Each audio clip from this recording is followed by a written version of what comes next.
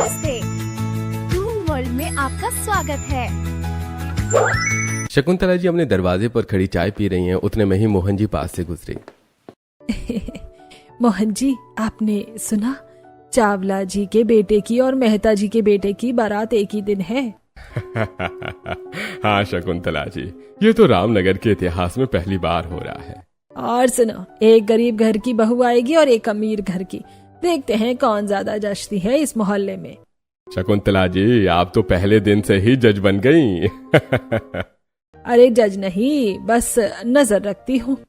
मोहल्ले में शादियों की चर्चा हर दरवाजे पर थी और उसी हलचल के बीच चावला जी के घर में तैयारियों के साथ साथ कुछ चिंताएं भी पनप रही थी। महिमा, अरे महिमा, वो बनिया का हिसाब नहीं हुआ और ऊपर से बाराती खाने का इंतजाम। रसोई से महिमा जी की आवाज आती है। आद्यांश जी, आप टेंशन मत लीजिए, सब कुछ हो जाएगा। आप बस चाय पियो चुपचाप। ठीक है, तुमने कह दिया तो नहीं लेते टेंशन। तभी राहुल हाथों में सब्जी का थैला लिए घर के अंदर आता है। माँ, सब्जी ले आया। वैसे मेहता अंकल की शादी की तैयारियां जोरों शोरों पर हैं। होगी क्यों नहीं, उनके बेटे विक्रम की भी तो शादी है उसी दिन। माँ, एक ही दिन में दोनों घरों में बारात, मोहल्ले में तो मेला लगेगा। तभी मोनू झाड़ू लगाते हुए बाहर आती है। भैया की बारात और बगल वाले की बारात एक साथ। राहुल, तुम डीजे वाले से बात कर लो, हम ज्यादा जोर से बजाएंगे। पहले बताओ राज कहाँ है? बाजार गया शादी का कुछ सामान लेने। उस बेचारे ने तो अपने लिए कुछ खरीदा ही नहीं था। इधर महिमा अपने घर में शादी की तैयारियों में लगी थी, उधर दूसरे घर में भी तैयारियों की रफ्तार कुछ कम नहीं थी। देखो भाई, 200 लोगों का खाना होगा। मेरे फंक्शन में कोई कमी नहीं होनी चाहिए। कोई कमी ना निकाल सके। वैसे एक और शादी हो रही है। खैर, मेरा तो उससे कोई मुकाबला भी नहीं है। मैं कहाँ और वो कहाँ।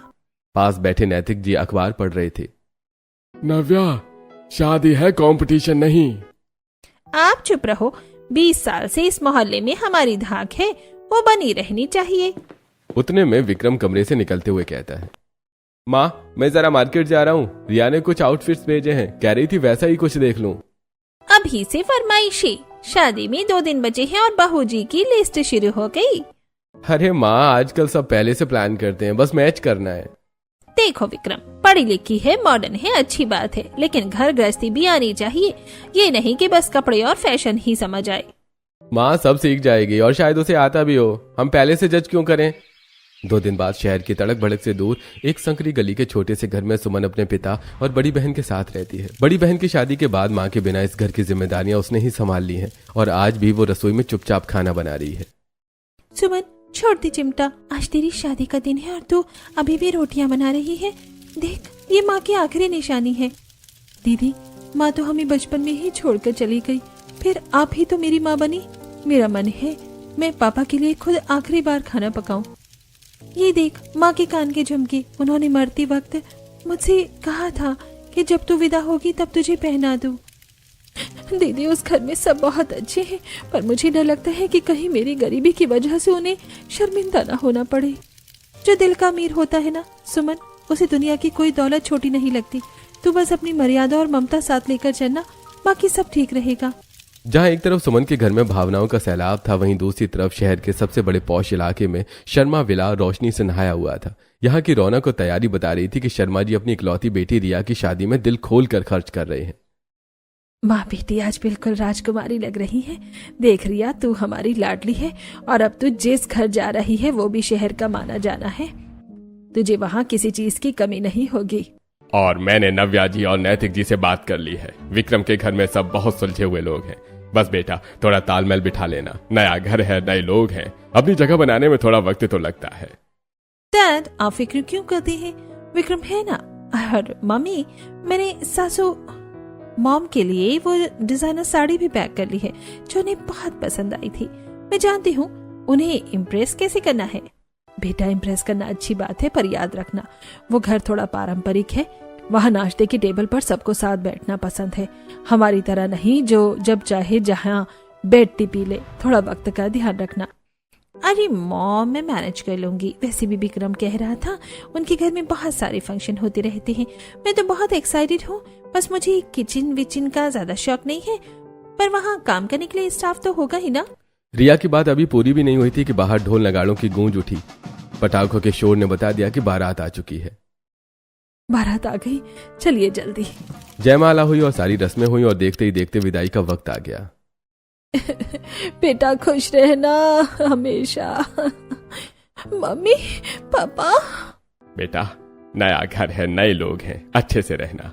रिया मर्सिडीज में बैठते हुए मुस्कुराई, लेकिन अपनी मम्मी पापा के गले लगकर उसकी आंखें भर आईं। दिल में खुशी भी थी लेकिन एक घबराहट भी। इधर सुमन के घर के बाहर सादे बैंड बाजे और ढोल के साथ राज की बारात रुकी। सादगी से फेरे हुए विदाई के वक्त पूरा घर फूट फूट कर रो रहा था। राज बेटा, मेरी बेटी मेरी दुनिया है, इसे खुश रखना। पापा, आप अपना ख्याल रखना। दीदी दवाइयाँ वक्त पर देना। सुमन एक पुराने टेम्पो में जो फूलों से सजा था विदा होकर अपने नए सफर पर निकल पड़ी। दोनों बारातें एक साथ पहुंची। एक तरफ से चावला परिवार की बारात आ रही थी और दूसरी तरफ से मेहता परिवार की बारात। मोहन जी देखो देखो, एक तरफ ढोल की थाप, दूसरी तरफ डीजे का शोर। आज आमना सामना हो रहा है। हाँ, हास तो दोनों एक दूसरे से आगे निकलने की होड़ में है। और फिर वो घड़ी आई जब दोनों बहुएं एक साथ अपने अपने घर की दहलीज पर पहुंची। सुमन लाल जोड़े में लंबा घूंघट, चेहरे पर कोई भी भारी मेकअप नहीं, बस हल्की सी मुस्कान। जैसे उसने जमीन पर कदम रखा उसकी सादगी ने मोहल्ले का दिल जीत लिया। मोहन जी, ये लड़की तो साक्षात लक्ष्मी लग रही है। बिल्कुल सही कहा, सादगी में ही असली खूबसूरती होती है। तभी रिया भारी डिजाइनर लहंगे में ऊंची हील्स और कॉन्फिडेंस के साथ उतरी। उसकी मॉडर्न खूबसूरती ने सबको प्रभावित किया। देख लिया शकुंतला जी, इसे कहते हैं क्लास। मेरी बहू के गले का हार ही इतना महंगा है कि दूसरों की पूरी शादी का बजट निकल जाए। बेशक नव्या जी, चमक तो बहुत है, पर असली रौनक तो घर के अंदर कदम रखने के बाद पता चलती है। तो अब जज किसे करेंगी शकुंतला जी, खूबसूरती को या खानदान को? मोहन जी, ये फैसला इतनी जल्दी नहीं होगा। असली सुंदरता वो नहीं जो आईने में दिखे, असली समझदारी तो वो है जो घर गृहस्थी को सही तरीके से चला सके। देखते हैं कौन इस मोहल्ले में अपनी जगह बना पाती है। अगली सुबह सुमन सुबह 5 बजे ही उठ गई थी। लाल रंग की साड़ी पहनकर, माथे पर छोटी सी बिंदिया और सलीके से सिर पर पल्लू डाले वो बिल्कुल घर की लक्ष्मी लग रही थी। तैयार हुई और रसोई की तरफ चली आई। सुमन ने नई रसोई को एक नजर में देखा। मिट्टी का चूल्हा, कुछ बर्तन, थोड़ी सब्जियां। बिल्कुल मेरे घर वाली रसोई जैसा है। सुमन ने सबसे पहले चूल्हा जलाया। बस थोड़ी सी और आंच। पापा कहते थे कि चूल्हे पर पहली आग घर की खुशहाली की निशानी होती है। सुमन ने फुर्ती से सिलबट्टे पर मसाला पीसा। एक तरफ हांडी में दाल चढ़ाई तो दूसरी तरफ लोहे की कढ़ाई में सरसों का तेल कड़कने लगा। उसने आलू के छिलके को भी फेंकने की बजाय उन्हें बारीक काटकर कुड़कुड़ी भुजिया बनाने की तैयारी कर ली। तभी महिमा जी उठकर किचन की तरफ आई। अरे बहू, इतनी जल्दी? अभी तो चिड़िया भी नहीं जागी और तुमने रसोई महका दी। पहला दिन है बेटा, थोड़ा आराम करती, हम संभाल लेते। माँ जी, आप बस आशीर्वाद दीजिए, आज सबको 10 तरह का स्वाद चखाऊंगी। महिमा जी थोड़ी हैरान हुई। उन्होंने देखा कि सामान में भी सुमन ने गजब का जुगाड़ लगाया था। वो दबे पांव बाहर आई जहां अध्यांश जी आंगन में बैठे थे। सुन रहे हैं, बहू तो साक्षात अन्नपूर्णा निकली। आते ही चूल्हा संभाली और चेहरे पर थकान का नाम नहीं। मसालों की खुशबू बता रही है महिमा कि हमारी बहू हीरा है। थोड़ी देर बाद राज रसोई में आता है। अरे इतनी सुबह और ये सब एक साथ? हाँ, चूल्हे पर एक साथ नहीं करो तो वक्त बर्बाद होता है। कुछ काम बताओ, मैं भी करूं। आपको आता है? अरे नहीं नहीं, साथ में, लेकिन तो बैठ सकता हूं ना। तो बस साथ बैठिए। राज चुपचाप बैठ जाता है। उनकी पहली सुबह है, यही उनका प्यार है। और फिर खुशबू उठी पूरे घर में। आलू के पराठे, चाय और हल्की सी दाल। तभी राहुल उठा। खुशबू कहाँ से आ रही है? मोनी भी उठकर रसोई की तरफ गई। अरे भाभी, कब से उठी हो जो इतना सब कुछ बना लिया? बैठो, खाना तैयार है। पूरा परिवार एक साथ बैठा नाश्ता करने के लिए। राहुल ने आलू का पराठा उठाकर खाना शुरू किया। अरे वाह भाभी, ये तो कमाल का है। बहू, तुम्हारे हाथ में तो जादू है। नव्या उठकर बालकनी में खड़ी हुई। जैसे वो सामने की तरफ नजर घुमाई, उनकी आंखें फटी की फटी रह गईं। चावला जी के घर के खपरेल वाली छत के ऊपर से धुआं उठता हुआ दिखा।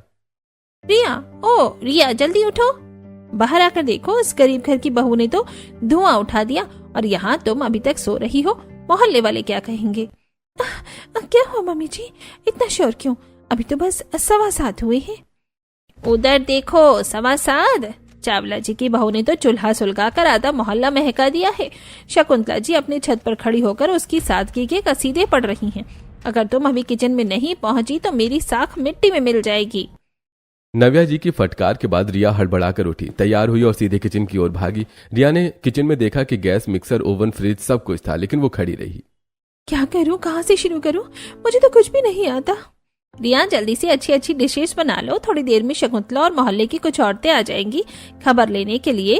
वैसे भी आज तुम्हारी पहली रसोई है।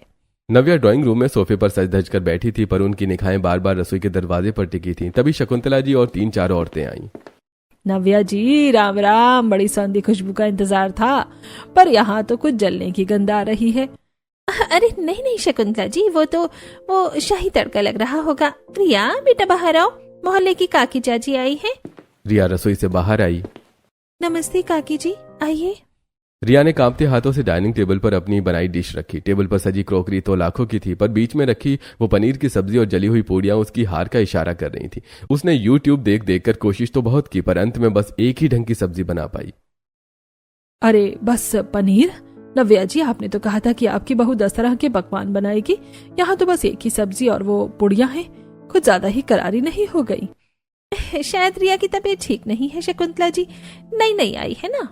रिया की जली हुई पूड़ियां और पनीर चखने के बाद शकुंतला जी और उनकी टोली के चेहरे पर फीकी मुस्कान थी। नव्या जी की बड़ी बड़ी बातों का गुब्बारा फूट चुका था। अब उसकी निगाहें चावला जी के उस छोटे से घर पर थी। चलो भाई, दूसरी बहू को भी देखते हैं उसने क्या किया है। चावला जी के आंगन में दाखिल होते ही शकुंतला जी ने देखा कि सुमन सिर पर पल्लू लिए चूल्हे के पास बैठी पूड़ी तल रही थी। अरे महिमा, तुम्हारी बहू ने क्या बनाया है आज? सुमन खड़ी हुई, हाथ जोड़कर सभी का स्वागत किया। काकी जी, सब कुछ तैयार है। चूल्हे में आग सही से नहीं जल पा रही थी, इसलिए थोड़ा सा वक्त ज्यादा लग गया। सुमन ने एक एक करके पीतल की थालियां सजाना शुरू किया। जैसे ही थाली औरतों के सामने आई, सबकी आंखें फटी की फटी रह गई। थाली में 1-2 नहीं बल्कि 4-5 तरह की लजीज सब्जियां रखी थी। अरे ये क्या, आलू की रसेदार सब्जी, मसाले वाली सूखी भिंडी, दही वाले बैंगन, और ये क्या है सुमन? चाची जी, ये दाल के कबाब और साथ में पुदीने की चटनी, और ये आलू के छिलकों की कुरकुरी भुजिया है। पापा को बहुत पसंद थी तो सोचा यहाँ भी सब कुछ खा दूं। वाह वाह, स्वाद तो ऐसा है जैसे साक्षात अन्नपूर्णा ने बनाया हो। सौंधी महक और ये सादगी। महिमा, तेरी बहू ने तो कमाल कर दिया। उधर नव्या जी ने तो बड़ी तारीफ की अपनी बहू की, लेकिन खाने में कोई स्वाद न था। अरे पहला दिन है, नहीं हो पाया होगा, धीरे धीरे सब सीख जाएगी। तुम तो बड़े प्यार से कह रही हो महिमा, लेकिन नव्या वो तो हमेशा ही अपनी चीज को अच्छा बताने की होड़ में लगी रहती है। जानती हूँ मैं उसकी आदत, लेकिन इस तरह बहुओं की तुलना करके उन्हें और मुश्किल में नहीं डालना चाहिए। खैर छोड़ो उसकी बातें। मोहल्ले की औरतें उंगलियां चाटती रह गईं। शकुंतला जी ने खुश होकर सुमन के सिर पर हाथ रखा और अपनी जेब से 500 का नोट निकालकर शगुन दिया, और फिर सभी लोग उठकर जाने लगी। महिमा, बहू हो तो ऐसी। तुम्हारी बहू ने तो कमाल कर दिया। इतना स्वादिष्ट खाना बनाया कि मजा ही आ गया। आज तो पहली रसोई की बाजी तो तुम्हारी बहू ही जीत गई है। शकुंतला जी की ये बातें सीधे नव्या जी के कान में पड़ी, जो अपनी बालकनी में से ये सब देख रही थी। उनका चेहरा गुस्से से तमतमा उठा। गरीब बहू ने अपनी पहली रसोई में ही बाजी मार ली थी। गुस्से से तमतमाती हुई अपनी बहू रिया के पास गई। रिया, सुना तुमने? पूरे मोहल्ले के सामने आज मेहता खानदान का तमाशा बन गया। 20 साल से इस मोहल्ले में मेरी धाक थी, हर चीज में नंबर 1 रहती थी, पर आज तुम्हारी वजह से वो गरीब महिमा की गरीब बहू मुझसे आगे निकल गई। मम्मी जी, वो मुझे आदत नहीं है। मैंने कभी खाना नहीं बनाया और न ही मुझे खाना बनाना आता है। चुप रहो, आदत डालनी पड़ेगी। वो कल की आई लड़की चूल्हे पर 10 तरह का स्वाद परोस रही है और तुम यहाँ पर हर फैसिलिटी होते हुए तुमसे कुछ भी नहीं हुआ। नव्या ने गुस्से में रसोई का सारा सामान इधर उधर कर दिया। रिया की आंखों से आंसू बहने लगे, पर नव्या जी का दिल नहीं पसीजा। सुन लो कान खोलकर, आज से घर का शेफ छुट्टी पर रहेगा। कोई बाहर से खाना नहीं आएगा और न ही तुम्हारी कोई मदद करेगा। आज से तुम खुद ही रोज का खाना बनाओगी। जब तक तुम उस सुमन से बेहतर नहीं बन जाती, यही तुम्हारी सजा है। फिर मैं शकुंतला और महिमा को जवाब दूंगी। नव्या जी गुस्से में पैर पटकती हुई बाहर निकल गई। किचन में रिया अकेली खड़ी रह गई और दिमाग में वही गरीब बहू सुमन की सादगी घूम रही थी। अनजाने में ही उसने रिया के लिए थोड़ी टेंशन बढ़ा दी। धीरे धीरे दिन ढल गया, घर की हलचल शांत होने लगी। रात में अपने कमरे में सुमन और राज आमने सामने बैठे थे। आज की स्टार के लिए एक छोटा सा तोहफा। सुना है आज मोहल्ले की सारी औरतें तुम्हारे हाथ के खाने की फैन हो गई। राज जी, आप भी ना, सब माँ जी का आशीर्वाद था। पर सच कहूँ तो मैं बहुत डरी हुई थी। मुझे लगा कहीं कुछ कमी रह गई तो आपकी और बाबूजी की नाक कट जाएगी। अरे सुमन, हमारी शादी जरूर बड़ों ने तय की है, पर तुम्हारी मेहनत और सादगी ने आज मेरा दिल जीत लिया। तुम फिक्र मत करो, मुझे पता है कि नए घर में सबको संभालना मुश्किल होता है। अगर कभी नमक कम भी रह गया तो मैं हंसकर खा लूंगा। मैं हमेशा तुम्हारे साथ खड़ा हूँ। आपका ये साथ ही मेरी सबसे बड़ी ताकत है। लोग कहते हैं कि गरीब के घर में खुशियां कम होती हैं, पर मुझे लगता है जहाँ इतना सम्मान हो वही घर सबसे अमीर है। एक तरफ उसी रात छोटे से घर में सुमन को अपने पति के प्यार और सम्मान का सहारा मिला, तो वहीं दूसरी तरफ रिया अपने ही रिश्ते में खुद को अकेला महसूस कर रही थी। विक्रम, क्या तुम्हें अंदाजा भी है आज मुझ पर क्या गुजरी? मम्मी जी ने सबके सामने मुझे कितना सुनाया और अब सजा दी है कि शेफ नहीं आएगा, मुझे खुद खाना बनाना होगा। रिया देखो, माँ गलत नहीं है। तुम जानती हो उन्हें अपनी इमेज कितनी प्यारी है। मोहल्ले में आज उनकी जो किरकिरी हुई है उसका गुस्सा तो तुम पर ही निकलेगा ना। विक्रम, तुम ऐसे बोल रहे हो? शादी से पहले तो तुम कहते थे कि तुम्हें मेरी कुकिंग से कोई मतलब नहीं, तुम मुझे रानी बना के रखोगे, और आज जब मुझे तुम्हारी जरूरत है तो तुम माँ की साइड ले रहे हो। देखो रिया, वो डेटिंग के दिन अलग थी, अब तुम इस घर की बहू हो, थोड़ा तो तुम एडजस्ट करना ही सीखो। माँ की उम्मीदें गलत नहीं है, अब सो जाओ और सुबह जल्दी उठकर किचन भी संभालना है। समय के साथ रामनगर की गलियों की रफ्तार भी बदल गई थी। हर तरफ हर सुविधा मौजूद थी, तो दूसरी तरफ कम साधनों में भी समझदारी से काम चल रहा था। सुमन और रिया दोनों ही अपने अपने घर को संभालने की असली परीक्षा दे रही थी। एक दिन सुमन किचन में काम कर रही थी। थोड़ा दिमाग लगा लो ना, तो काम भी जल्दी हो जाएगा और मेहनत भी कम लगेगी। सुमन ने जल्दी ही समझ लिया कि चूल्हे पर एक एक करके खाना बनाना टाइम और लकड़ी दोनों ज्यादा लेता है, इसलिए उसने अपनी बड़ी पुरानी कढ़ाई में छोटी छोटी कटोरियां फिट करके ऐसा जुगाड़ किया कि नीचे एक सब्जी पकती और ऊपर भाप से बाकी चीजें भी साथ में तैयार हो जाती। माँ जी देखिए, नीचे आलू गोभी पक रही है और ऊपर इन कटोरियों में दाल, चटनी और रायते का मसाला भाप में तैयार हो रहा है। एक साथ 4 काम। वाह रे मेरी बहू, तूने तो चूल्हे को भी गैस से तेज बना दिया। कम लकड़ी में इतना सारा खाना और वो भी इतनी जल्दी। महिमा, आज नाश्ते में क्या बना है? खुशबू तो ताजे पोहे और सौंधी कढ़ी की आ रही है। सुमन ने न सिर्फ खाना बनाना आसान कर लिया था, बल्कि वो हर रोज कुछ नया इन्वेंशन करती। कभी पुरानी बोतलों से मसाला स्टैंड बना लेती, तो कभी बचे हुए खाने से नई डिशेज। दूसरी तरफ मेहता विला की चमचमाती रसोई में रिया रोज जंग लड़ रही थी। नव्या जी का गुस्सा और शेफ की गैर मौजूदगी उसके लिए सजा बन गई थी। आउच, फिर से कट लग गया। ये चाकू भी कितना तेज है, और ये ग्रेवी यूट्यूब पर तो लाल दिख रही थी, यहाँ काली क्यों हो गई है? तभी नव्या जी किचन में आई। रिया, 10 बज गए हैं, विक्रम को ऑफिस जाना है और तुमने अभी तक सिर्फ ये जली हुई ग्रेवी बनाई है। बाहर देखो, सुमन तो नाश्ता करा के बर्तन भी मांज चुकी है। इतना कहकर वो वापस बाहर चली जाती हैं। कौन है ये सुमन? मैं तो आज अभी उससे मिली भी नहीं हूँ, पर ये लड़की मेरे गले का फंदा बन गई है। सुबह सुबह अपना धुआं उड़ाकर मेरी जिंदगी में आग लगा देती है। मैं पागल हो रही हूँ इस लड़की के पीछे। मेरी अपनी कोई जिंदगी बची ही नहीं, बस चौके बर्तन और मम्मी जी की डांट। मुझे नफरत हो रही है इस सुमन के नाम से। रिया की आंखों के नीचे काले घेरे पड़ चुके थे। वो रात भर रेसिपी देखती, पर सुबह जब बनाती तो सब बिगड़ जाता। हर नए दिन के साथ उसका कॉन्फिडेंस टूटता जा रहा था। क्यों नहीं बन रहा है ये वैसा? नमक डालती हूँ तो कड़वा हो जाता है, मसालों का रंग ही नहीं आता। क्या सच में एक मामूली चूल्हा जलाने वाली लड़की मुझसे बेहतर है? मेरी डिग्रियां, मेरा स्टेटस सब इस एक कढ़ाई के सामने फेल हो गया। रिया, आज फिर नाश्ता नहीं मिलेगा क्या? मुझे क्लाइंट मीटिंग के लिए निकलना है, कम से कम ब्रेड बटर ही दे दिया करो, अगर रॉयल खाना नहीं बना पा रही हो तो। तुम्हें बस अपने नाश्ते की पड़ी है विक्रम। क्या तुम्हें दिख नहीं रहा है कि मैं कितनी कोशिश कर रही हूँ? मम्मी जी का टॉर्चर और ऊपर से तुम्हारा ये बिहेवियर। कोशिश के नंबर नहीं मिलते रिया, रिजल्ट के मिलते हैं। सामने वाले घर में देखो, 8:30 बजे तक राज ऑफिस के लिए टिफिन लेकर निकल चुका होता है। एडजस्ट करना सीखो बस। रिया की टेंशन लगातार बढ़ती जा रही थी, तो दूसरी तरफ समय अपनी रफ्तार से आगे बढ़ रहा था। देखते ही देखते दोपहर हो गई। मोहल्ले की औरतें रोज की तरह पीपल के पेड़ के नीचे इकट्ठा होकर गपशप में लग गई थी। शकुंतला जी सबसे आगे बैठी थी, मानो किसी खास बात का इंतजार कर रही हो। तभी नव्या जी और महिमा जी भी वहां आ गई। अरे महिमा, आज तो तेरी चाल में अलग ही गजब का सुकून है। क्या बात है, बहू ने आज पैरों में तेल की मालिश भी कर दी क्या? अरे नहीं शकुंतला जी, बस सुमन की सेवा और उसका सलीका देखकर मन शांत रहता है। आज सुबह उसने घर के पुराने कबाड़ से ऐसा सुंदर गमला बनाया कि मेरा दिल खुश हो गया। सच में महिमा, तेरी बहू तो जादूगरनी है। उस दिन उसने चूल्हे पर जो जुगाड़ वाली कढ़ाई दिखाई थी, पूरा मोहल्ला उसकी अकल की तारीफ कर रहा है। कम साधनों में भी बहुत खुश रहती है। नव्या सब सुन रही थी। उसके सीने में जलन की आग धधक रही थी, पर समाज के सामने हार मानना उसके खून में नहीं था। अपने चेहरे का हाल ठीक कर और फिर उसने कहा, अरे ये छोटे मोटे जुगाड़ तो वो लोग करते हैं जिनके पास साधनों की कमी है। मेरी रिया को देखिए, वो तो परफेक्शनिस्ट है। उसे जब तक हर चीज इंटरनेशनल स्टैंडर्ड की ना मिले वो हाथ नहीं लगाती। पर नव्या जी, सुना है रिया बहू के हाथ में आजकल पट्टियां ज्यादा और कलछी कम दिखती है। क्या इंटरनेशनल कुकिंग में हाथ जलाना भी शामिल है? अरे शकुंतला जी, आप ही ना, वो तो रिया की अपनी जिद है। मैंने उसे कितना मना किया कि बेटा शेफ है ना, तुम क्यों परेशान होती हो, पर वो कहती है नहीं मम्मी जी, मैं आपके लिए खुद अपने हाथों से शाही पकवान बनाऊंगी। अब ऐसे संस्कारी और लाडली बहू को मैं कैसे रोकूं?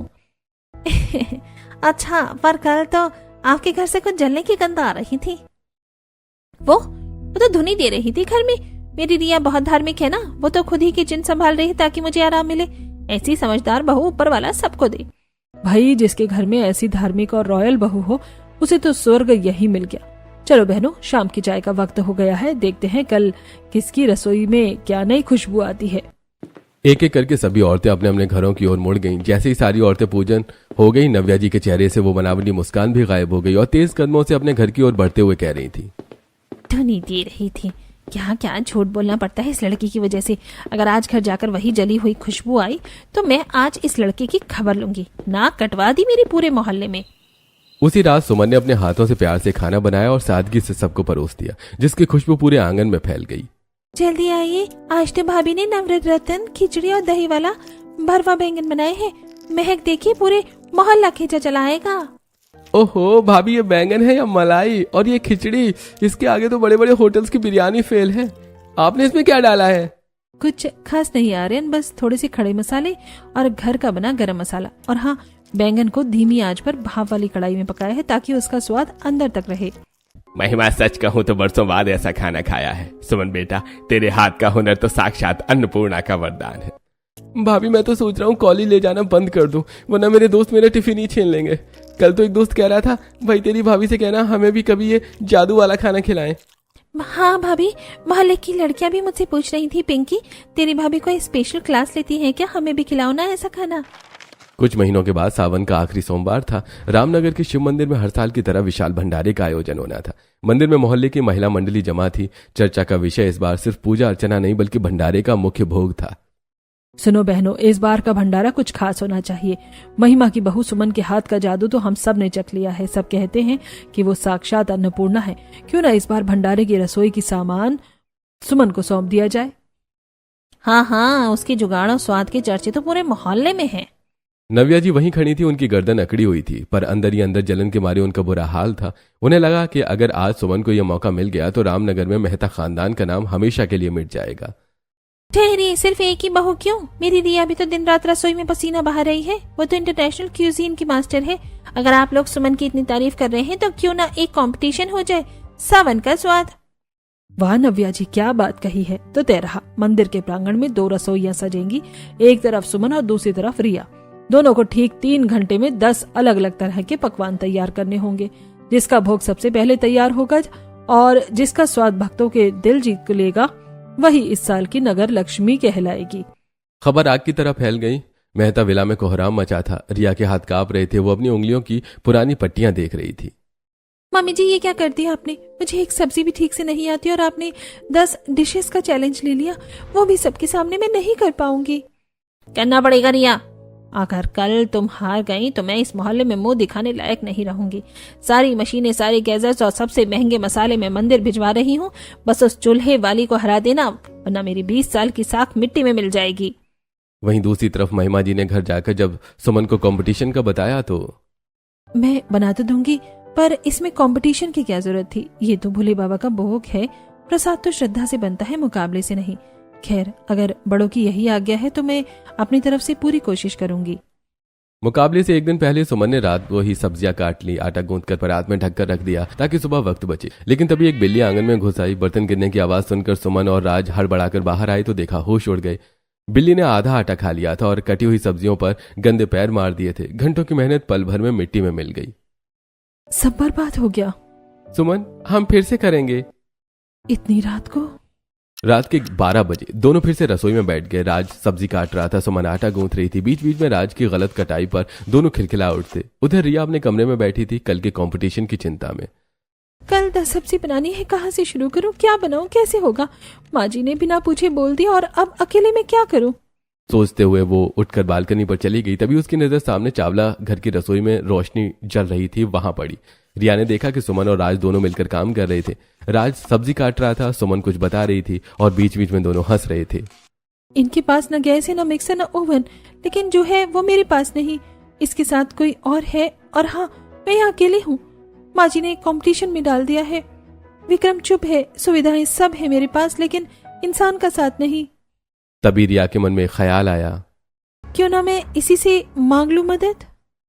रिया नीचे उतरती है। चावला घर का दरवाजा खटखटाती है। सुमन दरवाजा खोलती है। रिया जी, इस वक्त? सुमन प्लीज मेरी मदद करो, कल कंपटीशन है, मुझे कुछ नहीं आता। माँ जी ने सबके सामने बोल दिया और मैं अकेली हूँ, तुम्हें सब आता है, प्लीज। सुमन कुछ पल चुपचाप खड़ी रहती है, फिर पूरा दरवाजा खोलकर रिया को अंदर बुला लेती है। रिया जी ये देखो, एक कढ़ाई में 4-5 चीजें बन सकती हैं, बस तरीका आना चाहिए। कैसे? आलू से 4 बनाओ। आलू की सूखी सब्जी, आलू का भरता, आलू टमाटर की चटनी, आलू के पराठे और सब्जी, बैंगन से 2 भरता और सब्जी, फिर करेला, कद्दू, पालक, आलू, दही वाली अरबी 10 पूरे। आलू से 4? हाँ, जुगाड़ करना आना चाहिए। उस रात रिया ने पहली बार सच में रसोई सीखी। सुमन बताती रही, रिया करती रही, कभी जला कभी नमक, लेकिन वो रुकी नहीं। तभी राज चाय लेकर आता है। लो चाय पियो तुम दोनों, रात लंबी है। तीनों हंसते हैं। रात भर रसोई में रोशनी जलती रही। एक तरफ सुमन की मेहनत, दूसरी तरफ रिया की लगन, दोनों अलग अलग, लेकिन उस रात एक ही रसोई में। अगली सुबह मंदिर में कंपटीशन था। मोहन जी और साधु जज थे। दोनों बहुएं अपनी अपनी कढ़ाई लेकर पहुंची। रिया की कढ़ाई देखकर मोहल्ले में हल्की सी हलचल, बड़े बर्तन, मिक्सर, सब कुछ। वाह, साज सामान तो खूब है। फिर सुमन आई, एक पुरानी कढ़ाई और चूल्हा। बस सुमन ने बिना देर किए शुरू किया। एक चूल्हे पर एक साथ 3 चीजें, आलू की सूखी सब्जी, भरता, चटनी, एक एक करके। बैंगन आग पर सेका, भरता तैयार, करेला भिगोया, मीठी सब्जी बनी, कद्दू, पालक, आलू, दही वाली अरबी, एक के बाद एक, 10 की 10। अरे एक चूल्हे पर इतना सब एक साथ? काकी जी, आग एक को हो तो क्या, सोचा 10 होनी चाहिए। रिया ने भी पूरी कोशिश की। रात भर सीखा था, लेकिन कुछ कम पका, कुछ नमक ज्यादा। 9 डिशेज बनी, एक अधूरी रही। रिया ने उस अधूरी डिश को देखा, फिर खुद से कहा, एक रात में सब नहीं होता, लेकिन कोशिश तो पूरी थी। टाइम खत्म होने के बाद मोहन जी ने दोनों के बनाए हुए खाने को चखा। अरे भाई, दोनों ने मेहनत की है, लेकिन स्वाद और हुनर में सुमन आगे है। मोहल्ले वाले तालियां बजाने लगते हैं। वहीं नव्या जी का मुंह उतर जाता है। फिर सुमन आगे आते हुए कहती है, मोहन जी, एक बात कहूँ? कहो बेटा। ये हुनर मुझे बचपन से मिला, माँ नहीं थी, जरूरत ने सिखाया। ये मेरी मेहनत नहीं, मेरी किस्मत है। लेकिन रिया जी के लिए ये सब नया था। उन्होंने एक रात में सीखा, अकेले, बिना किसी के साथ के। असली जीत उनकी है। यह सुनकर रिया की आंखें भर आती हैं। वो सुमन के पास आती है। सुमन, तुमने मेरी परवाह की, जबकि माँ जी की वजह से मैंने अपने दिल में तुम्हारे लिए कितनी गलत फीलिंग्स रखी। माफ करना। कोई बात नहीं रिया जी। दूर खड़ी नव्या जी ये सब देखकर हैरान रह जाती हैं। पास आकर रिया से कहती है, रिया, मैंने तुम्हें हमेशा सुमन से कंपेयर किया। उसे नीचा दिखाने के चक्कर में मैंने तुम्हें मशीन बना दिया और तुम्हारी खुशियां दांव पर लगा दी। ये मेरी बहुत बड़ी गलती थी, मुझे माफ करना बेटा। मैंने अपनी साख के लिए अपनी ही बहू को तकलीफ दी। फिर बगल में खड़ी सुमन से कहती है, सुमन बेटा, मुझे माफ कर देना। मैंने अपनी झूठी शान के चक्कर में तुम्हें हमेशा नीचा दिखाया, गरीब कहकर तुम्हारा अपमान किया। पर आज तुम्हारी सादगी और हुनर ने मेरी आंखें खोल दी। तुम्हें आज मेरा अहंकार तोड़कर मुझे इंसानियत दिखा दी। आप बड़ी हैं, ऐसा मत कहिए। नव्या जी ने आगे बढ़कर रिया को भी गले लगा लिया। पहली बार उनकी आंखों में बनावटीपन नहीं, बल्कि ममता और सच्चाई थी। शकुंतला जी और मोहन जी भी यह नजारा देखकर भावुक हो उठे। मोहन जी, आज रामनगर ने एक बहुत बड़ी सीख पाई है। हाँ शकुंतला जी, हर इंसान अलग होता है। ना से रिश्ते नहीं बनते, प्यार से बनते हैं। और जो वक्त हम कंपेयर करने में लगाते हैं, वो वक्त अपनों को दे देते तो जिंदगी कितनी खूबसूरत होती। उस दिन रामनगर मोहल्ले ने जाना कि थाली में सब्जियां गिनने से बड़ा है दिल में एक दूसरे के लिए जगह रखना। सावन की उस शाम बारिश की बूंदों के साथ मोहल्ले की सारी कड़वाहट धुल गई थी।